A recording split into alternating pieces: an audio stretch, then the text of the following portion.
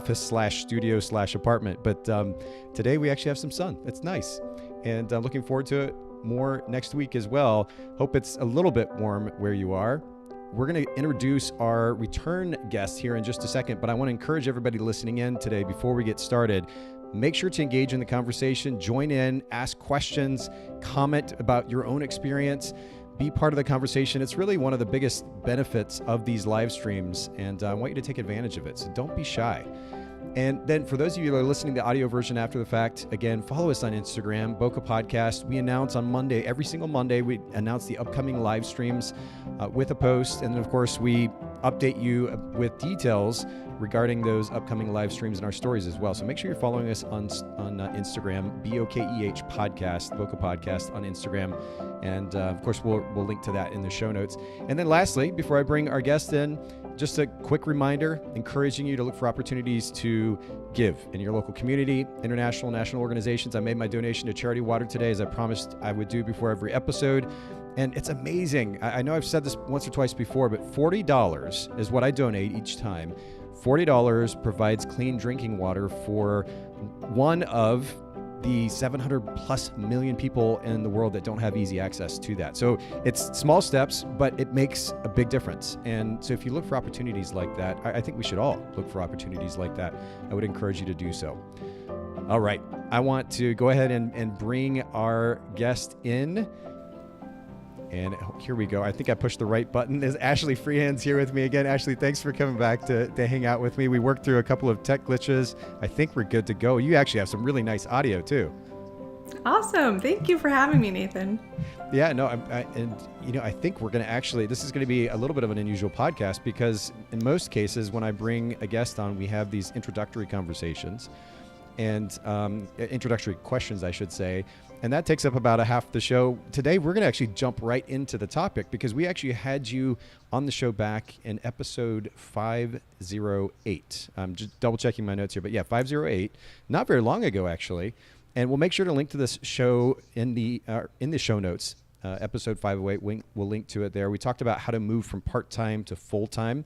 Super practical, actionable conversation for many photographers that might be listening in or watching. So you all check that out. If you didn't get to know Ashley in that first episode, make sure you go back to that. Ashley, before we keep going, I'm hearing a little bit of an echo of my voice. I don't know if that's coming through your earbuds, maybe if you could turn them down just a little bit on your computer. Are the earbuds plugged into your mic by any chance? They are, yep. I don't hear you echoing. Okay. I'm hopefully it's not coming through too loud. For those of you that are listening or watching, if you hear it, just give us a heads up. That's also, you can jump in that conversation too if you'd like. And we already have somebody chiming in from Atlanta, Kane's Camera, Atlanta-based photographer. Thanks for chiming in, saying hello. And those of you that are live streaming, there are a number of you already. Don't be shy. Jump in. Let us know who you are, where you're listening from, and make sure to ask questions as we get into this topic. And Ashley, Allison already says, sounds good. So that's great. Thanks, Allison. Thanks for the confirmation there. I appreciate that. And we have our producer at the Bokeh Podcast saying that it sounds good as well. Okay, cool. You start to pay attention to these little details, Ashley, and sometimes I'm probably just reading into them too much. So I'm glad that we're good to go. We're going to talk today about relationship marketing. And I think this is, I love that we're touching on a topic that is already very highly discussed and trying to look at it from a little bit of a different angle. I think that's really important because a lot of times you hear the same topics and points rehashed over and over and over again on podcasts and conferences and so forth.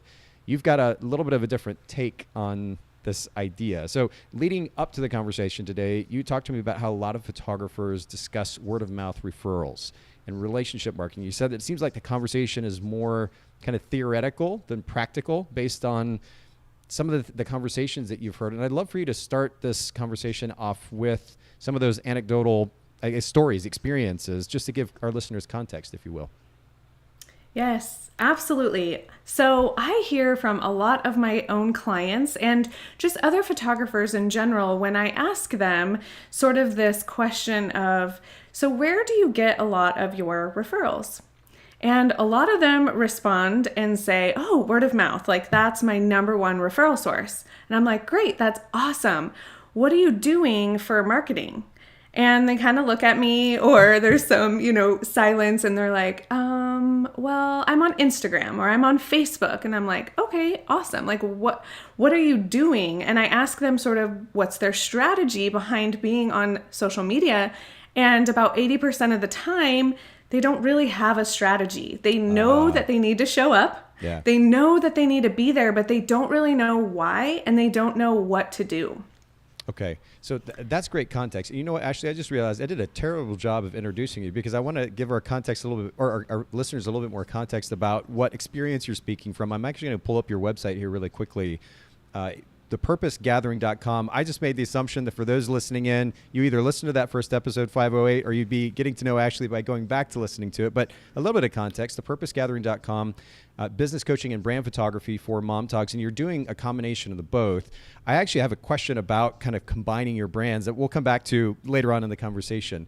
But for those of you listening in and watching, thepurposegathering.com, and the same thing on Instagram. Just to give you context here, Ashley is an experienced photographer and actually is in the active effort of teaching photographers. And I had to lend that little bit of context to the conversation. We do have a number of photographers also chiming in. Allison saying that she's in from Cincinnati, and Rakia is in from New York. And I love this. Okay, y'all, I love that y'all are chiming and saying hello. Ellie is saying beautiful layout. Thanks, Ellie. Appreciate that. And actually, probably the compliment is more to Ashley. Ashley, you've got this beautiful studio and background. I need to work on my background a little bit, I think. Thank you. Well, it's actually the first time I've recorded in here, so I hope it's not too echoey, because it's definitely the prettiest location in my home, but it's definitely not the most soundproof. So trying to work on that. You got the audio and the nice lighting and everything. It's good. Okay, so I want to bring us back then to the conversation. And I love the distinction that you made. A lot of photographers get business from word of mouth marketing, referrals. The distinction that you're making is that these photographers who acknowledge the fact that they're already getting this business through referrals don't simultaneously have a strategy in place to continue to build on that concept. Is that correct? Yes, that's exactly what I'm getting at. So not having the strategy, but also just feeling like sort of they're throwing spaghetti at the wall, right? They're just doing what they think they should be doing without actually knowing why they're doing it, and also not really understanding the fact that if you're getting most of your referrals from word of mouth, how can you leverage that and really lean into that more as a marketing strategy instead of just posting and hoping people come? We're going to get to this a little bit later too, but sort of, I feel like a lot of the photographers I talk to are in this feast or famine cycle where they're super busy one season and then it's crickets the next, right? Or you're getting a ton of inquiries one week and then why am I not getting inquiries for the next, 3 weeks? And I think a lot of it really does come down to this relationship marketing aspect, making it a system that's in your business regularly, not just when you need it, but ongoing, so that you are creating future business, maybe 6-12 months down the road. But it's really important to not let that slide and keep it a priority for, the duration of your business. And Allison chimes in. She says, "This is so me." And Allison, I'm feeling your pain too, in some ways, because I know there have been stages in my business where you see the good happening, but you don't exactly know how it's happening. And to your point, Ashley, there's also no real strategy to continue that momentum. One of the things that we've noticed at Photographers Edit is that actually over 50% now of our new accounts are coming in from photography or from photographer referrals. So those that know about us and or use us have told another photographer about us, and so that photographer comes to use Photographers Edit. And we've been aware of that for quite some time, and we've done various things to build on that. We're actually kind of doubling down on the efforts this year, making even more of an effort to go where so much of the benefit is, which is these referrals, and make sure that photographers are rewarded for those referrals. I think it's really important that we are not only aware, but then to your point, we actually put a strategy in place. I guess the question though is, what do you think the kind of mental block is that a lot of photographers have, which is keeping them from doing something about it? They know the benefit of referrals, but they're not actively putting any kind of a strategy in place. What is that about? I think a lot of it is distraction, right? We are just surrounded with so much information as business owners, as photographers, and it just always feels like there's so much to do. And then add on, your personal life, and if you have kids, and if you have a spouse to attend to, like there's just so many other things, and you have to take care of yourself too.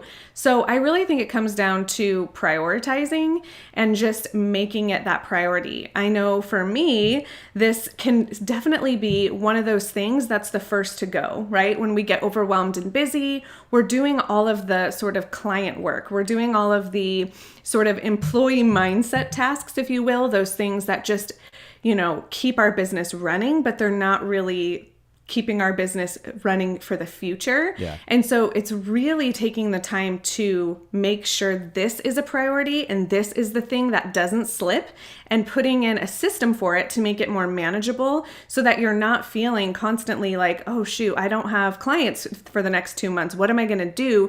And you're always feeling like, there's a fire lit and you're like, shoot, what am I going to do? You're stressed. It doesn't feel natural. It doesn't flow, and it's not fun, honestly, right? So Right. Making that a priority, setting it up in your business so it just feels more natural, and also just giving yourself the freedom to let some of that busy work go. That was really huge for me, is knowing that, it's important for, photographers to show up on Instagram. In my opinion, it's important to stay relevant, to stay top of mind, but you don't have to post every single day to stay relevant. You don't have to post all the time. You don't have to, water down your posts just to get more. I feel like quality over quantity is so important.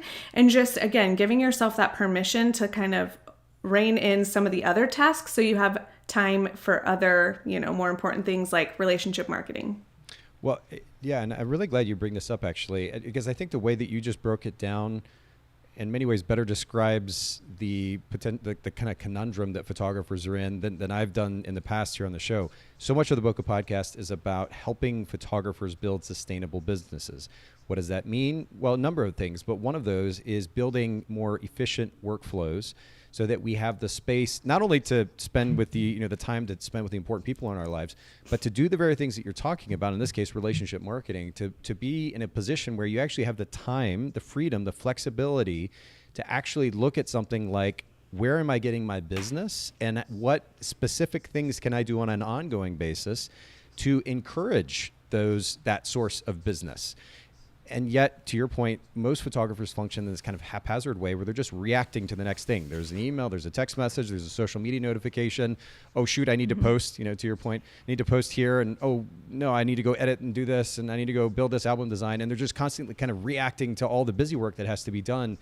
And it really, they may be able to run a business that way, but it's going to be stressful. It's going to be extremely time consuming. And then it minimizes the ability to grow, because you're constantly in reactive mode. You don't have the space to think big picture, to think proactively. So that is a conversation, or 10 of them in of themselves. Like, we could do a whole podcast series on that. But I'm glad that you highlight that. You did a beautiful job of highlighting that. And it's good for everybody listening in and watching both. And we've got a really great group on here today. I'm going to pull up a couple more comments here in just a second. But make sure that you are intentionally creating more efficient systems, workflows, so that you have 5-10 hours of your work week to allocate at minimum to proactive work, that work that is going to actually bring more business in. And one of those things, as you're going to learn today, is intentionally, strategically building on relationship marketing. Eric Franco is listening in from Ackworth, Georgia. Thanks, Eric, for chiming in and saying hello. Really appreciate that. And then Ashley brings up a question here that maybe we can kind of build into the conversation as we're going along. Maybe you have an initial thought. She says, moving to a new state and starting fresh, you can't count on that word of mouth. What would you do to redevelop in a new state in regards to marketing? And since we could go so many directions in answer to that question, maybe today we can kind of focus, you maybe build into the conversation efforts when it comes to relationship marketing that would be relevant to those that are kind of getting started in a fresh market as well. Yes, absolutely. I love that. So do you want me to answer that or just weave that in as we go? Well, you know what? Give your initial impression, and then, let's build on that as we go through the conversation. That would be great. Okay. So I definitely think this is a great question, and this topic is really going to help, because what I'm talking about here today really is capitalizing on word of mouth from complementary vendors and also potential clients that either you seek out or that seek you out. So this really isn't talking so much about, your past clients as word of mouth referrals. So I think that you're in for a treat for this episode because that's kind of my angle where I was heading anyways. But it definitely can feel a little bit nerve-wracking walking into a new state, not knowing anybody. But I think you're really going to learn a lot as we kind of unpack how to get in with complementary vendors and seek out your own leads. Now, you kind of touched on this briefly already. I'll go ahead and ask what might seem like an obvious question to some, but just for the sake of clarity, what is your concern? Even leading up to this conversation today, I could sense that you're kind of, to borrow a cliche word, passionate about this topic. And I'm curious where that comes from. What are your concerns as it relates to the photography industry and this kind of lack of proactive effort to develop relationship marketing? Yes, absolutely. So I feel like I'm really passionate about this because it's been an area of struggle for me for so many years. So to give a little bit of background for those that might not know me, so I've been a photographer for over 10 years. All of those years, I was doing it as a mom, stay-at-home mom, trying to build a business while raising kids, just feeling the tug and the pull constantly of trying to do both. And most recently decided to homeschool my kids. So now my kids are at home with me 24/7. They're 7 and 10 now. And so I've really had to narrow in on what am I going to do? I have very limited time, so I have to be super intentional. And so over the past couple of years, I've really been starting to hone in on the most important things in my business and let the other stuff go. And it's really a beautiful thing. When you're given less time, you become more efficient with it, in my opinion. And so I think why I'm passionate about this is because a lot of photographers that come to me, my own clients, the ones that are in my program, they struggle with marketing. I feel like if you ask photographers, what's your number one struggle? They'll say, just getting clients. I just don't have enough clients. I feel like I'm super busy one week and then super slow the next. I can't find this consistency. I don't know what to focus on. Marketing is my weakest area. So I like to describe relationship marketing or just marketing in general as just more simply put. I feel like a lot of photographers think you have to have, a degree in marketing to really know what to do. And I felt that way too. It's so overwhelming. But just simply put, marketing is making your service known. It's engaging with people about your service and then inviting them to come alongside and hire you for that service. And so I think just thinking of it in a new perspective and just thinking of it as marketing is really just making yourself visible. It's just letting people know who you are, what you do, who you serve, and how you do it differently is so important. And without going down a huge rabbit trail of why I think branding is so important to this marketing piece, I think a lot of photographers really miss the mark when it comes to standing out. And I ask photographers a lot, what do you do to stand out? And they're like, I don't know. And I tell them, I'm like, well, this is great news because I have the secret for how you can stand out and it's you. You're the secret. And they're like, what? And I'm like, honestly, people stick around. They engage with the business. They connect with the business because of who the business owner is, not necessarily because of what you do or offer. So I think that's really important when we're talking about relationship marketing is infusing yourself in your marketing and making sure that you're connecting with people outside of what you offer because not everybody needs what you offer right then and there. So I'm very passionate about sort of making relationship marketing feel really simple, feel really doable, and also not feel so salesy, right? When you think of marketing, we all sort of think of that, slimy salesman that we've all experienced, and that's not what it has to be. No, but I want to park here for just a second because you made an interesting distinction actually just kind of naturally through conversation. We talked when you were on the show before episode 508 for anybody who missed it. We talked about brand position. It's a question that I ask most of our guests that come on the show. What is your brand position? Which simply defined is what is your value proposition? And hopefully it's a unique value proposition. You alluded to that a second ago. You said that people stick around for the person. And I think for everybody listening in, I'd love your further thoughts on this, but for everybody listening in, I think it's important to make the distinction between, and not get rid of either here, brand position, a distinct brand position or a distinct value proposition. This is, and you said it earlier, the thing that I do and how I do it differently from any other photographers in my market.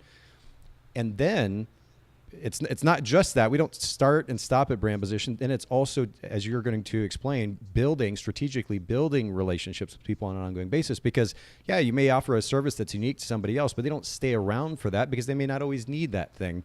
It's a kind of at least two pieces of the puzzle anyway, a distinct brand position and then that relationship marketing. Do you have any additional thoughts on that, or if you kind of already summed it up? Because you communicated it really beautifully. Awesome. Yes, thank you. So no, I do agree with you that there are the two different pieces to it, right? So you do have to come at business with a unique angle, because photographers, I feel like, we're a dime a dozen, right? Which is great because honestly, there's so much need for photography. And, my style of photography might not gel with, another person's, need for photography. So that's what I love about it. So this saturation that I think a lot of people kind of get hung up with is that, oh, well, there's just not room for me, or, oh, I'm just going to get lost. And it's like, no, there's so many photographers because there are so many people that need photographers and we can't all service everyone.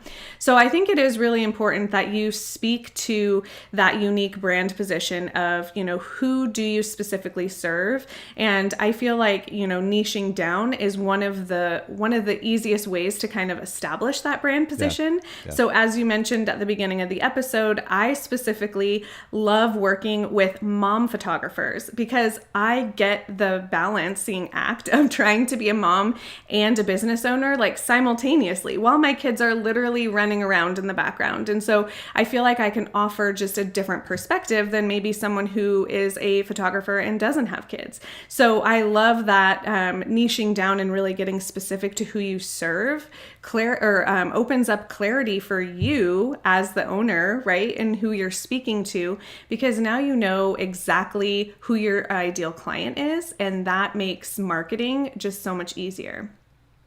That's really good. I think, at least from my perspective, Ashley, I think that it's important to lead with that brand position, the distinct brand position. And again, you do it beautifully. In fact, I'll pull this up for anybody listening in. We do talk about, and if you're new to the show, we talk about brand position quite a bit here on the show.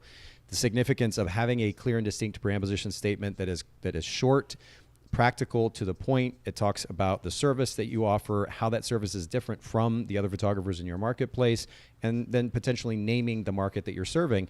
And you're doing that here, Ashley, business coaching and brand photography for mom togs. So you speak about the services that you offer, the market that you're serving, and that's kind of your distinguishing factor here. You're specifically serving mom photographers. And you're leading with this brand position statement. I think the value in leading with the position statement and then working on an ongoing basis on the relationship marketing piece is that a lot of photographers got fixated, I think, for a long time on the significance of their individuality or their persona, their personality, and that's what's going to set them apart. And the problem is that if you go to photographers' websites, a lot of times they spend all this time talking about themselves, paragraphs of information about how they like to go drink coffee and watch Netflix with their boyfriend, or, and the list kind of goes on. A lot of cliches, frankly. And number one, I don't know how well I actually get to know somebody through just endless kind of talk about their day-to-day activities. But two, somebody comes to that website and they need in seconds a reason to stay. And you can't effectively get to know somebody or somebody's personality in seconds. So the value in that distinct brand position statement is that you're able to communicate immediately within literally 2 or 3 seconds, if it's written well, the unique value proposition you offer. And if that makes sense, then we're like, oh my word, this is totally what I'm looking for. Now they're going to keep scrolling. Now they're going to keep spending time on that site. And then you have the opportunity to at least begin that relationship conversation, and you can build on that in person, on the phone, on Zoom, et cetera, as you go along. So I think it's important for photographers to remember that, yeah, we're all unique butterflies, not being a little cynical or sarcastic, but at the end of the day, not everybody has 15 minutes to spend reading paragraphs about you. Hook them with that distinct brand position statement, then you can build on the relationship later. I think it's important to make that distinction. Jason says hi from California. Jason, thanks for chiming in, listening in, and also being a guest on the podcast recently as well. Shout out to Jason. Okay, so I want to get back to the conversation then, Ashley. Let's talk first about the key relationships. When we think about relationship marketing for photographers, what are the key relationships that photographers should be thinking about? Absolutely. So I feel like there are two main categories. The first of which is going to be complementary vendors, or maybe just complementary businesses in general to collaborate with and connect with, create that relationship with.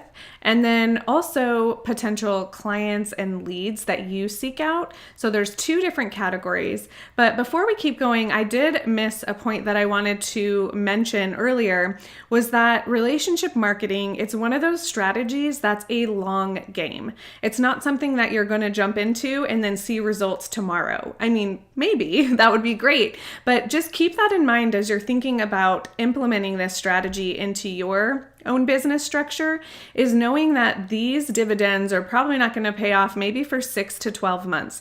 And that's the whole point of relationship marketing, is continually adding relationships, growing the depth of the relationships. So not really focusing so much on how many relationships, but how deep those relationships are going. So as we walk through the next few points here and steps that I'm going to give you, I really want you to just kind of keep that in mind, that this is definitely not a short-term strategy. Yeah.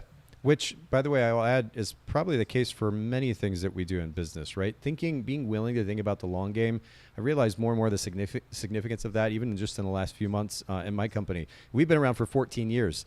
And it's still a kind of an adjustment to really, truly think that way, because I tend to want things right now. And I think a lot of us do, right? That's just kind of a natural tendency. Yeah. But the reality is that a successful business, a sustainable business, and one that's going to be around for a bit, we do have to be willing to play the long game and be patient with that and actually enjoy, again, as cliche as it sounds, enjoy the process, or it's going to be easy to get frustrated, give up way too quickly, and then we miss out on the potential benefit of playing that long game. So I'm glad that you highlight that. But yeah, let's jump to, you mentioned, and I'm taking notes here for anybody listening in. If you're not taking notes, you should too. We're going to get into a lot of information here, but complementary venues or vendors was the first relationship. And then the second one was kind of the target client base that we're trying to reach out to. Is that right? Exactly. Yep. Okay. All right. So go to town. Talk to us about each of these Yes. relationships and how we go about developing them. Yeah, absolutely. So I am a very practical, step-by-step kind of girl. On my podcast, everything has like a system or a process or something to think about, because that's just how my brain works. And I feel like for those listening, it just gives you a really solid foundation to follow along. So I have my own notes here as well. So I'm going to be kind of referring to those to make sure that I stay on track.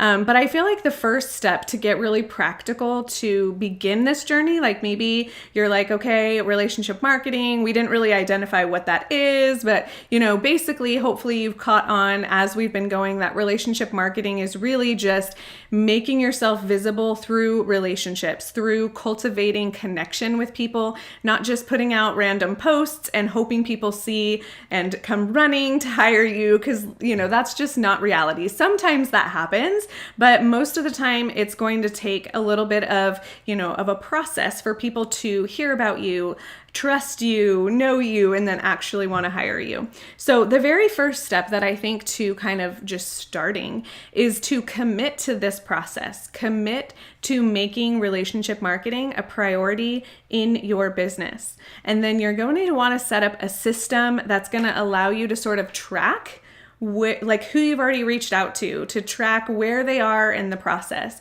And when I talk about systems, creating any type of system. In real quick, Ashley? Yeah. Before we keep going to that second point about systems, I want to come back to the commit to the process point, because for sure, to some listening in or watching, they might be like, well, yeah, obvious. Of course, I need to commit to it. But I think it's actually an important point. And it kind of plays to what we were talking about, which is we have to realize that it takes a little bit of effort, time, and strategy. We're talking about all those things here today.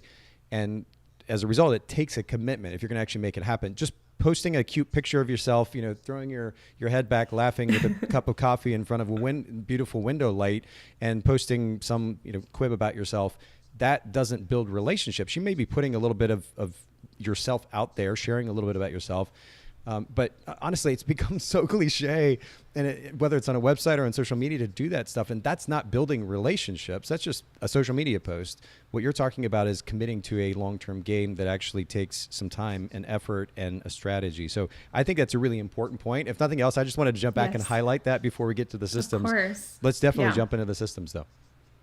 Okay, cool. So when I talk about creating any type of system, basically what I want you guys to do is write down all the steps that it's going to take to do that specific system. So for this, in this case, I want you to think about, I'm not going to go through all the steps, but go back and write down these steps because I don't want to get ahead of myself. But put the steps down on paper and then figure out how you can make those check offable. Because I think a lot of times we have these lofty goals like, oh yeah, I'm going to work on, relationship marketing, but we don't take a minute to actually think about, well, what does that mean? What does that require of me to create these relationships? And so these steps that I'm about to give you is really going to help outline that. But I just wanted to give you that in the future. So when you're thinking about, okay, everyone talks about systems, but how do I create a system? Basically, it's writing down all the steps that it takes and then actually putting a due date for when you're going to do that thing, creating a time block in your schedule so that it becomes an appointment. So if you just magically want to do something, it's not going to happen, right? You have to schedule it in. You have to make that a priority.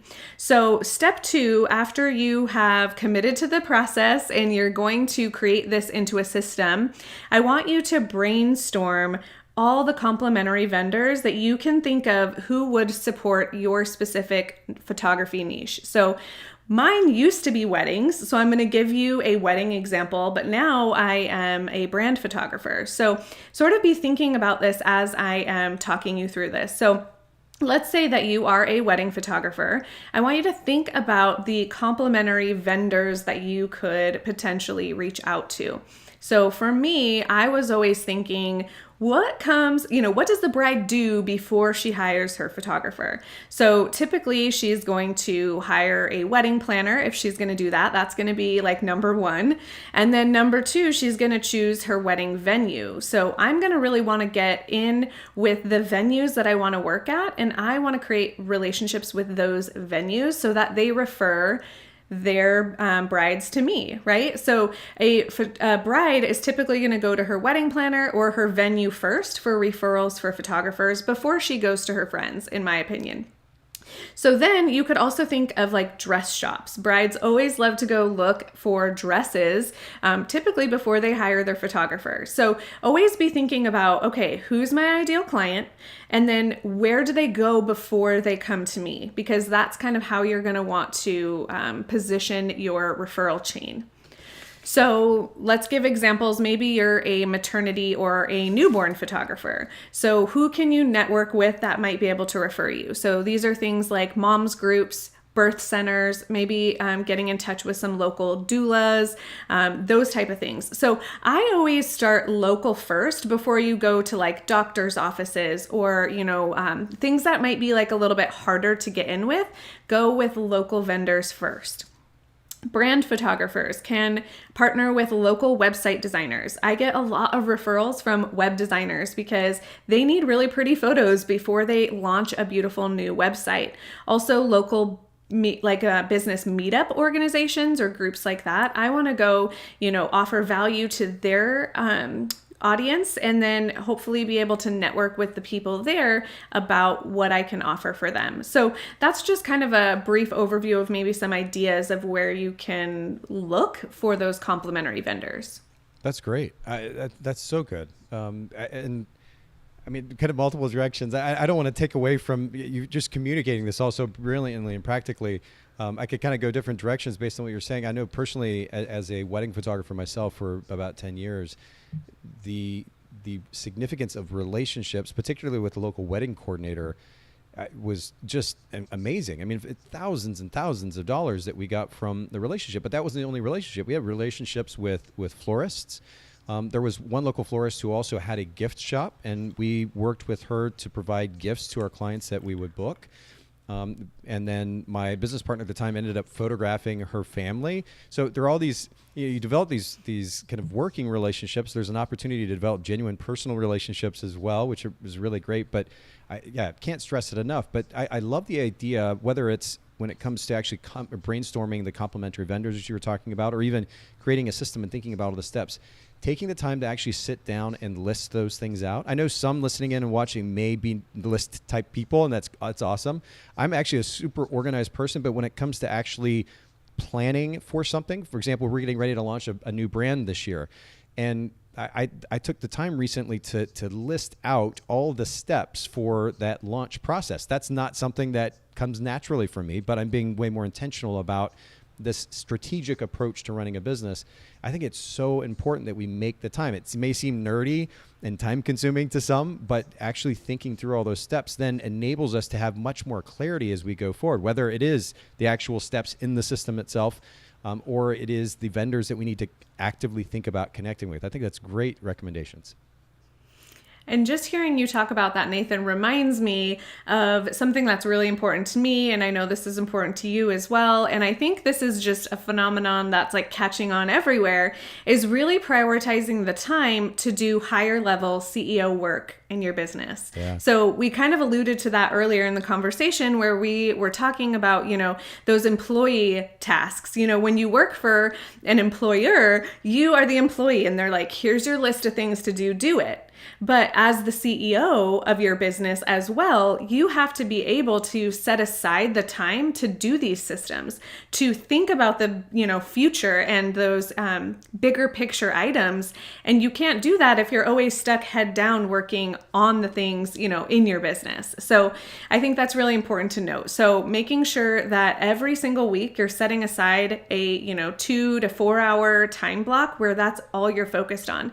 And that might feel really hard for you. You might be like, wow, well, if I had an extra 2 to 4 hours, that sounds great, but you have to make the time for it, and it should be a priority in your business. So I think that's really important to note.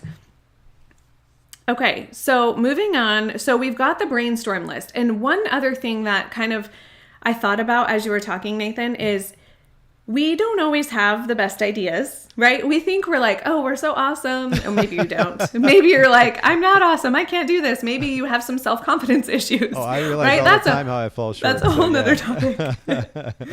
So if you are feeling like, wow, I can't even think of one complimentary vendor, reach out to a trusted friend. Ask for other people's opinions. Write just like a quick little paragraph that you can shoot out to some friends on Facebook or Instagram and just say, hey, I'm a brand photographer and I'm looking for some ways to network with other vendors. Do you have anyone in mind that would be someone I could connect with?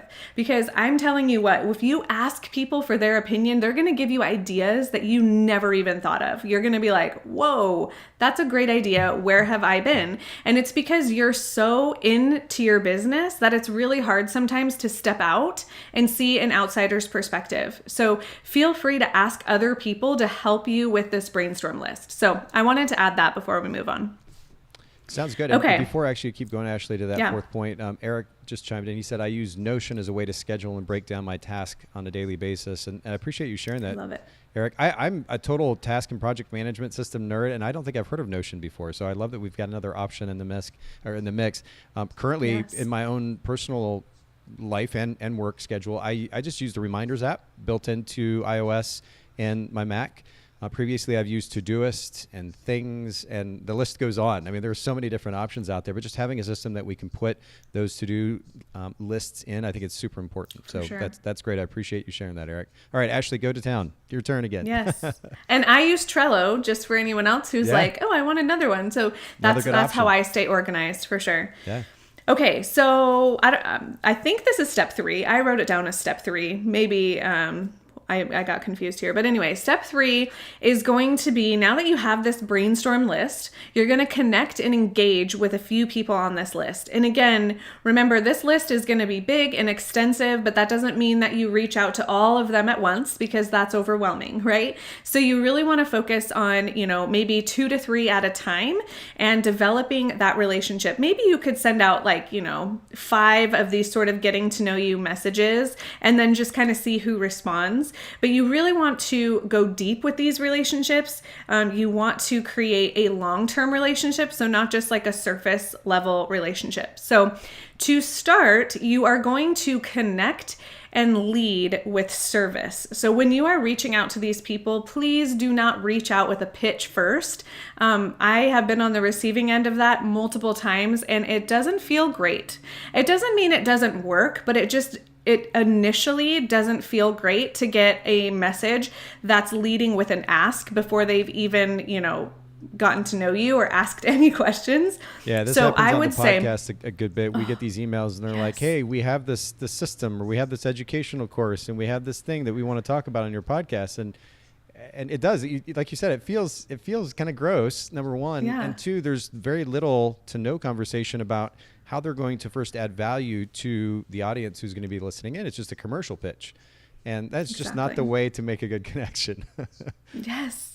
I 100% agree. I probably get about 3 pitches every single week that are just people saying, I would love to be on your podcast. And I'm like, okay, how about I love your podcast. I enjoy this part about your podcast. I love the funny stories that you share on Instagram. I'm following you on Instagram. I've talked to you on Instagram. Like, how about you lead with a, connection and in an actual relationship before you just pitch yourself? Because honestly, 9 times out of 10, those pitches, they get a, canned response that says, thank you so much, not interested. Because if you don't take the time to get to know me first, like, I really do not want to start out our relationship like that. So that is a tip for all of you who are podcast pitching or just pitching in general. Yep. Lead with service, lead with compliments. Those are really nice. When I get a message that has a compliment in it, I'm like, oh, you made my day. Thank you.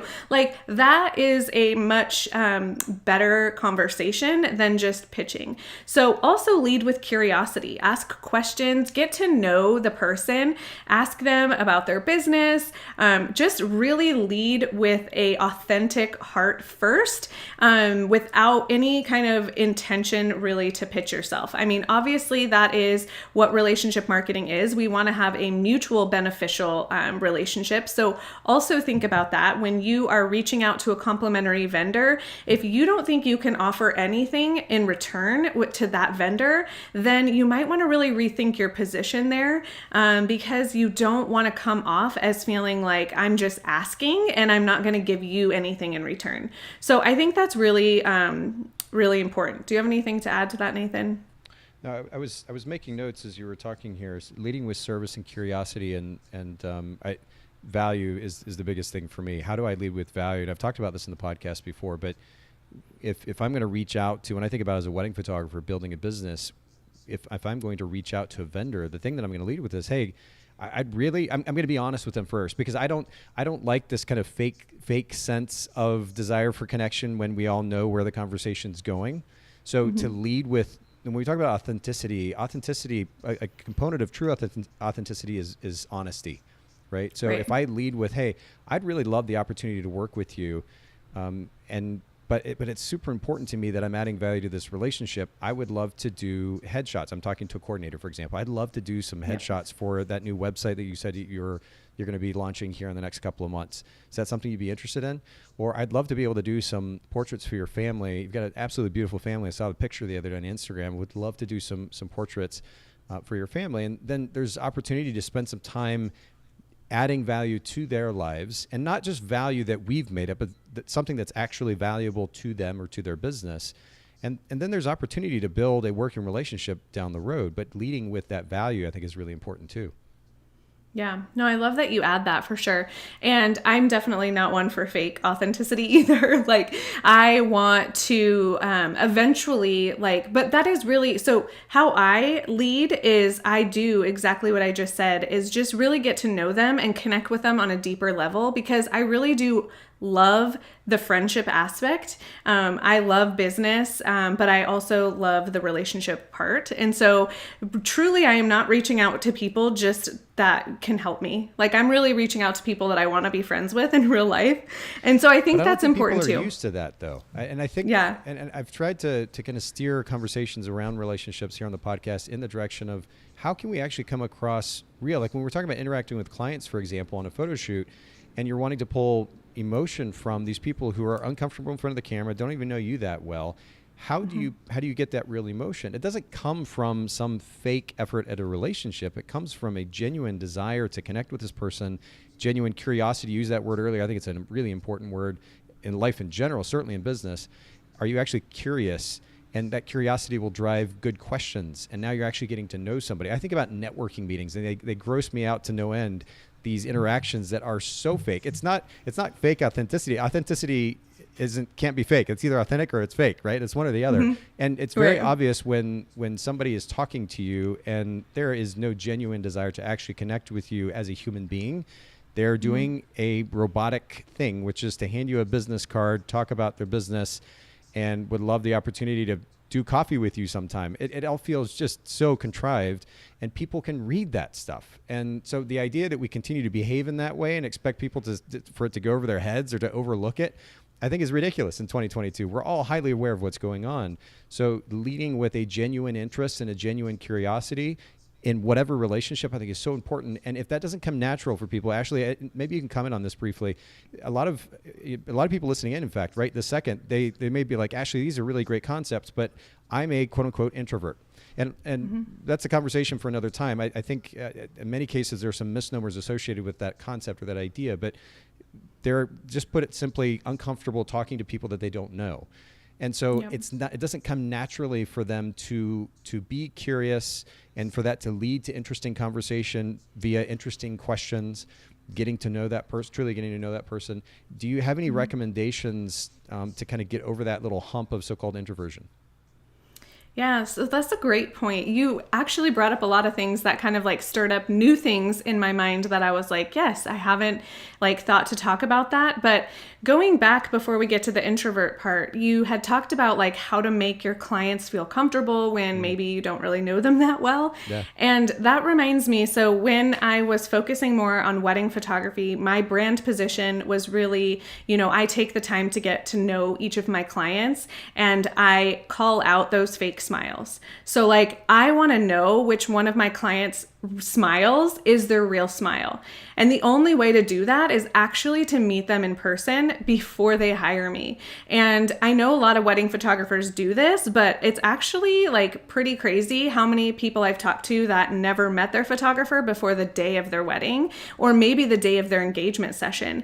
And I just think it's so important, especially when you are photographing someone that is so personal, is building in time in your session to just get to know them. So before you put a camera in front of their face, even if you just show up 15 minutes before your session and just get to know them, especially with kids, like if you want kids to be, their silly, normal self, they've got to feel comfortable in front of you. And so I think it's important to just talk to them, put your camera away, like don't even start shooting yet, and just ask them about their day. Like, how was your day? How was it getting here? Give them some time to kind of settle in and ease in. And then always when I started my session, it was never with them looking at the camera because that feels super intimidating. And so it's always just leading with, okay, I'm going to get my lighting really quick and I just want you guys to walk, right? Or I just want you to stand there and hold hands and like sway back and forth. And just giving them movement in the photos helps them naturally feel comfortable. Putting on music, joking around, and then going back to the introvert part. So I'm actually married to an introvert, like probably the most introverted person that you could imagine. And I think the number one thing that I could really share with you guys who are introverts and feel like it's just super awkward and uncomfortable is you have to practice. Practice in front of the mirror, practice with your spouse, practice with anybody who will listen to you, and start with that curiosity. The reason you don't know someone is because you haven't asked any questions to get to know them. So just start by asking questions. I feel like that's the most natural and easiest way to get to know somebody. And there's going to be awkward silence and it is going to feel weird and uncomfortable, but you don't get better at anything if you don't practice. And so I think that's just really important, is just knowing that. Expect the uncomfortableness, but also just have, some questions in mind that you can ask to get to know people. Yeah, that's good. The curiosity will drive that. I think I'll speak from personal experience. So I categorized myself as an introvert, certainly for many years. In that, when I would go to, especially photography get-togethers, whether it was just literally that, get-togethers or workshops or conferences or massive conferences like WPPI back in the day. And I was exhausted going into these rooms of photographers, and it was loud and there's music and it's a party going on, and I was uncomfortable in that scenario. And for whatever reason, I don't remember what kind of led to this realization, but for whatever reason, it finally hit me. I'm like, I wanted to take a step back and try to figure out why this was so exhausting for me. It didn't really make sense. And I think a lot of people, photographers or otherwise, stop at the place where they're like, oh, I'm so exhausted being in groups of people. What does that mean? Google search. Oh, I'm an introvert. Mm-hmm. And then that's where it stops. There's no, it's just, I am fill in the blank. And that's where it stops. And there's this kind of assumption that I am just this person and that can't change. But I actually took the time to take a step back and look at why, like what was at the root of these feelings that I was having, and what could I do to kind of change that? Because by the way, as human beings, we have the ability to make those choices and changes. So I did that. And what I realized is when I was going into these groups of people, I was trying to be something I wasn't. I was trying to be super cool in this hip environment and this group of people, and they're drinking and talking and music's going on. And I was trying to be something that didn't come as naturally for me in that environment. I was trying to look cool. I was trying to sound cool, rather than engaging with people the way that I knew how to. The moment that I switched from trying to be something else and focus on what I was really good at, which was individual in-depth conversation, asking deep questions. People aren't used to that, and it creates these really interesting conversations. And I focused on that. It was amazing, literally to the extent that like music kind of died off in the background. I was no longer overwhelming me in my ears. I wasn't trying to yell and scream over the top of all the stuff that was going on. I was totally engaged with this person here. But I didn't get to that place without taking a step back and kind of thinking about a little bit about what does it mean that I'm introvert? Why am I shy? Why am I scared? What are my apprehensions? What am I judging about other people? By the way, ego plays a massive role actually in this conversation about introversion, whether it's judgment of others, judgment ourselves, or judgment of, both, combination of the above. So what am I judging about somebody else? What am I judging about myself that's leading to this? Have these conversations really important, because I think it will help those of you listening in to kind of shift a little bit from this assumption that we're just simply introverts, and that's where the conversation ends. Because frankly, to be a really great photographer, we need to be able to step beyond that. We're engaging with people to photograph people. We're working with vendors who are people.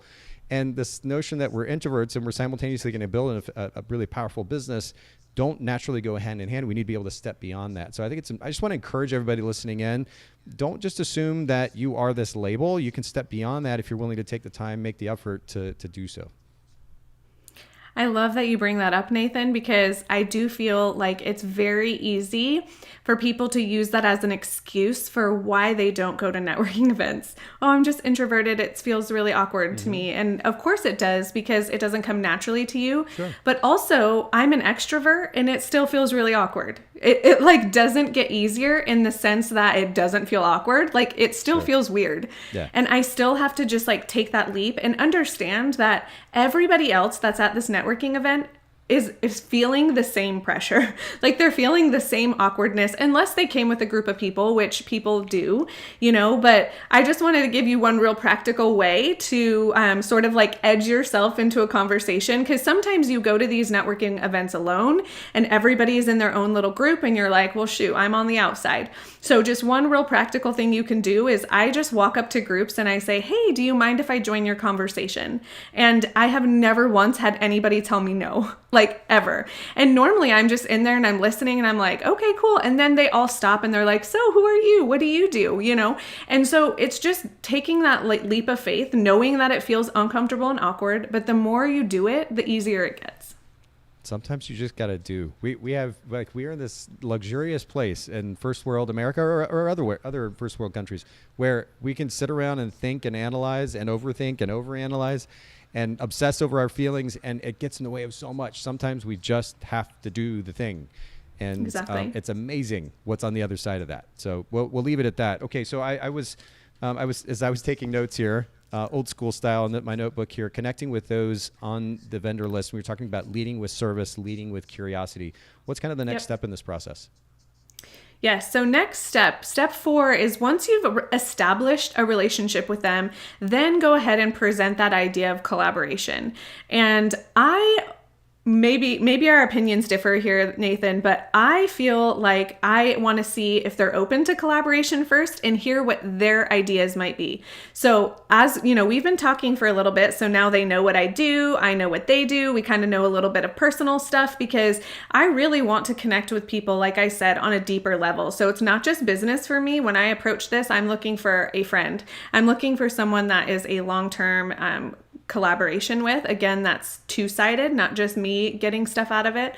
And so I will present an idea and just be like, hey, I would love to collaborate together. You know, I have some ideas, but I would love to hear if you have any ideas.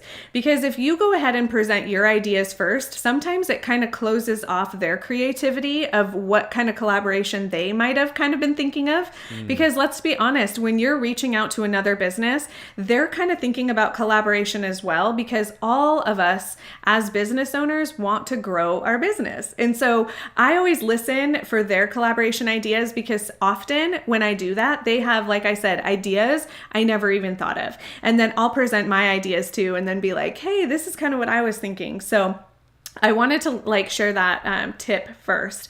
But here are some things that I have done in the past, which have been really awesome. So I have offered to bring coffee so let me just kind of share with you how the pitch would go. So I would say something like, I have so enjoyed getting to know you and your business. I would love to grab a coffee for you, bring it over so we can actually meet in person and chat about how we can make our experience for our brides even better.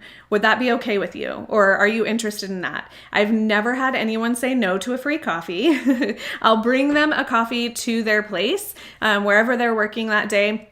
And literally we talk about just business in general. And again, how we can make that experience better for our brides. And so that leads to incredible conversation. I have gotten on people's preferred vendor list this way. They, now that they have an actual person that they know, they refer me way more than the people who just, dropped them an email and was like, hey, can I get on your vendor list kind of thing. So I feel like that real connection is really important.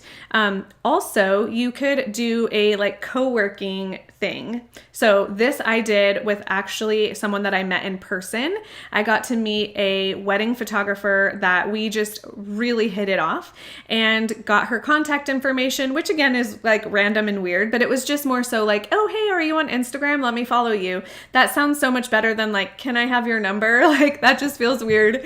So I asked for her Instagram. We kind of chatted through Instagram, became closer on Instagram, and then we decided to go out to dinner one night just to, reconnect.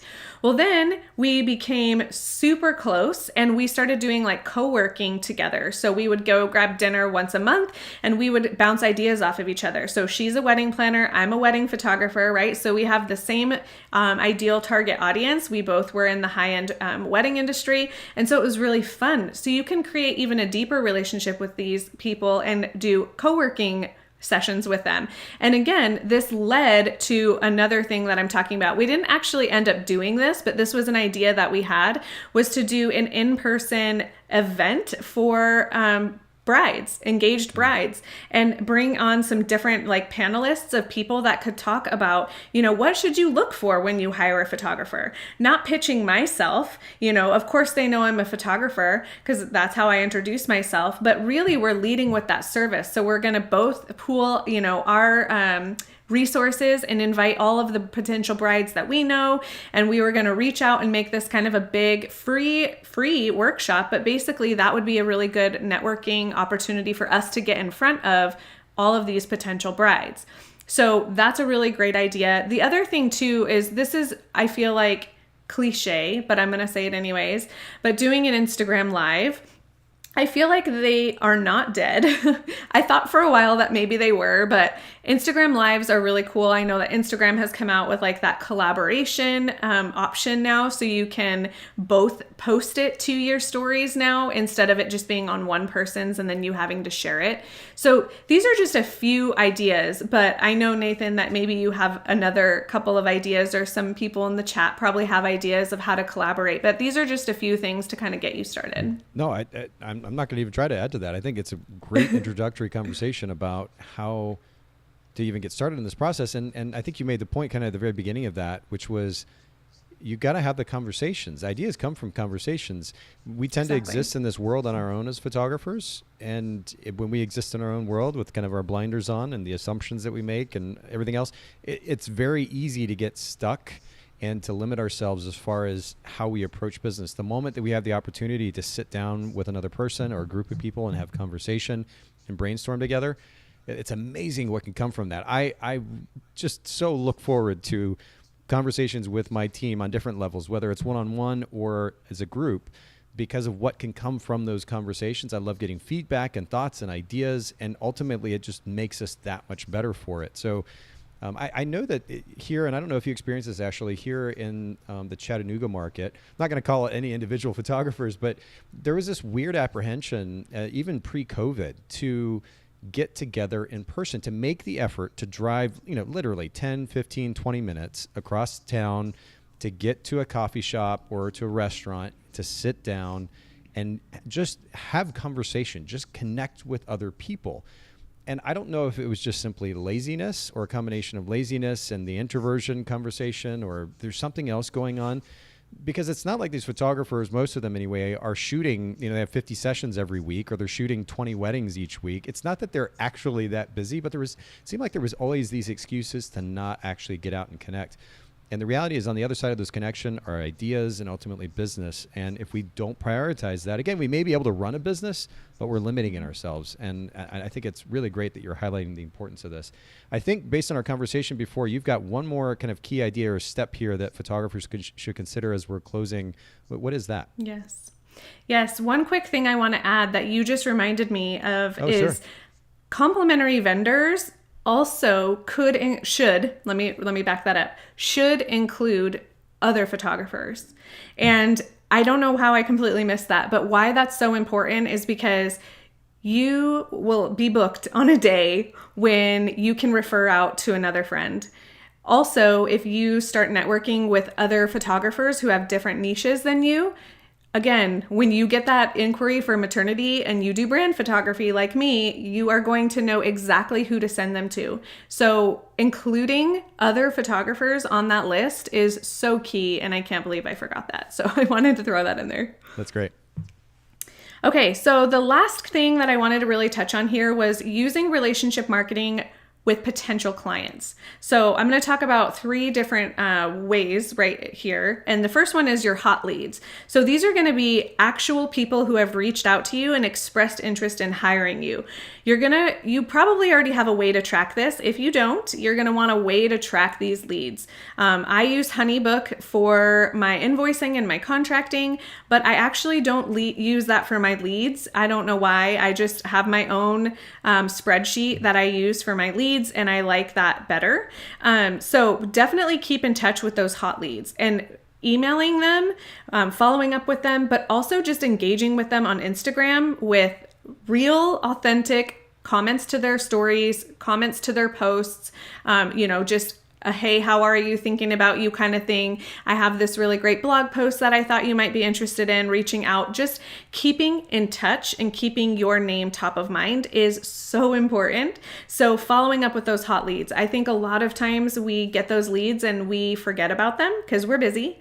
But if you keep track of them, that is key, because if you just send out an inquiry or a proposal for a client and then you forget about them, they might get another person, right, who sends them a proposal, but they are more proactive about following up. And so maybe they choose that photographer. So it's really important that you stay top of mind with those hot leads. Secondly, these are going to be engaged followers, and this is going to take a little bit of time on your part, which is why you have to make this a priority. This has to be a time block in your schedule where you are focused on this relationship marketing piece, giving yourself the time to actually sit down. Maybe it's 10 minutes a day where you're like, okay, I'm going to sit down and I'm just going to go through my engaged followers and I'm going to engage back. So an engaged follower is someone who is viewing your story. So yes, you're going to have to go in and look at the activity and see who's viewing your stories. Go into each of their profiles. Again, authentically find those posts that are interesting to you, comment on them. comment on their stories. You'll get in their DMs that way, and then you'll be more top of mind. So even if they are commenting or liking any of your post content, also reach out in that way. So again, you're going to need a way to track this. So use a spreadsheet of their Instagram handles. I know this sounds super tedious and you guys are like, I don't have time for this. This is how you create future sustainability in your business, is keeping your communication with these potential clients. They are clearly interested in your content.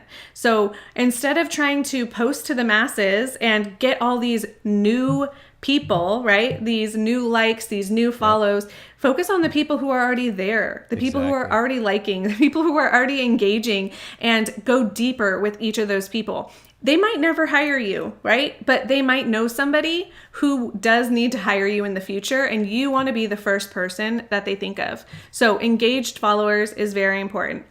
Now this next one, this one takes, I think, the longest, but this is something like, if we're going to go back to the girl who had originally asked, who was like, hey, I'm in a new state. I don't really know anybody. So you're going to be wanting to search for leads. And this could be hard depending on what your specific niche is. So for me, it's fairly easy because I'm looking for other business owners. So other business owners on Instagram are using tons of local hashtags, right? So I can look up, Arizona real estate agent, Arizona photographer, Arizona hairstylist, whatever. So I can really pinpoint who I want to work with and engage with them that way. If you have a niche where you're like, well, I can't really find, there's no like hashtag Arizona potential bride, right? Or there's no Arizona hashtag new mom. There might be, but you know what I mean? It's harder to find those people. So my recommendation for that is to follow other people who are similar to you and follow those people. So go and see like local businesses and start engaging with people. Again, this is not just everybody and anybody. It's actually people who you would want to work with, people who look interesting to you.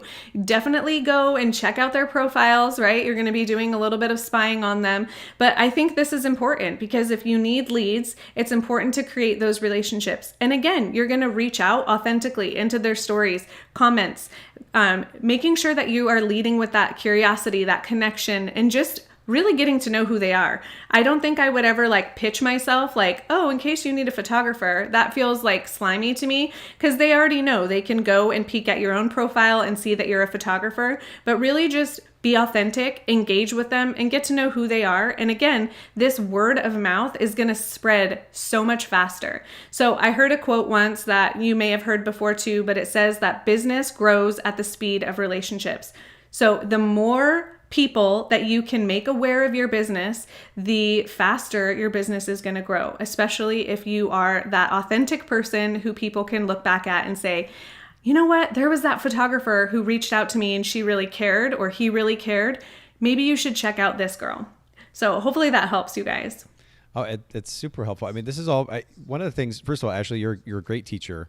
You almost said it earlier like it was a detriment, but you were talking about how you're a list person and you're practical and you step by step. We need way more of that in our photography industry. I've tried to do that here on the podcast, to focus on practical, actionable content versus just doing what most of the other podcasts do, which just kind of repeat celebrity host, guests. Like everybody's having the same guests on all the podcasts and all the conferences. We're focused on practical, actionable content, and you've just done that really, really well today. So I have to give you major props for that. And I know this is a bigger conversation ultimately that may ask for or may beg additional coaching. Whether it's this or other elements of running a photography business. I know that you offer coaching. You haven't asked me to do this, but I just want to give you an opportunity just to briefly share with our listeners and viewers how they can reach out to you, what type of coaching that you do offer to photographers who might want that. Yes, awesome. Well, thank you so much. It's funny because I have my degree in education and I always joke that I never ended up using it, but it's like, no, I clearly am using it. It's just not in the way I thought I was going to use it. I thought I was going to be an elementary school teacher and Sure. Now I teach adults. So it's really cool, but thank you so much for that compliment. So I offer a group coaching program and it is specifically for mom photographers, but honestly, I have non-moms that are in the program who just really need the accountability as well. And really the mom photographer aspect, there's not a whole lot of, mom content in the program. It's mostly just that I can totally relate to those moms. So the people that join the program that want to be moms, it's still super relevant. So I talk about basically how to turn your passion project into a legitimate, sustainable business. So not just, posting the things here and there. I give systems and strategies for every step of the way and really how to make it super actionable. And then I do offer one-on-one coaching for maybe those people who, are not moms yet and they just really need more specific help or in a certain area. So thank you so much for sharing about that, Nathan. Oh, of course. Yeah, glad to. And thanks for giving those details. And as you were talking, I was popping this up on screen, but for those of you that are just listening, it's thepurposegathering.com. And then also, of course, The Purpose Gathering on Instagram. And I want to give a shout out to everybody who listened in and chimed in today. I love the engagement. It's so fun. And Paula actually commented earlier when we were talking about introversion. Paula said, I'm an introvert, so that is totally relatable. Of course, we were talking about what it's like to be an introvert, but I've realized the only way to capture the connection between couples and families is to get to know them. Practice really does make a difference. And absolutely, that's true. And again, I want to encourage everybody listening in, don't get fixated on labels. It's easy to go to labels because it's safe and it helps us make sense of things. But these labels only represent behavioral patterns. Behavioral patterns can be changed if we're willing to put the time and effort and energy into that. And I just want to kind of leave all of our listeners with that note. Thanks again, Ashley, for making time to come hang out with us today. And seriously, just bringing like a lot of practical, actionable information. I think it's super helpful for everybody listening in. Absolutely. Thanks so much for having me again. Y'all have a great day, great weekend, and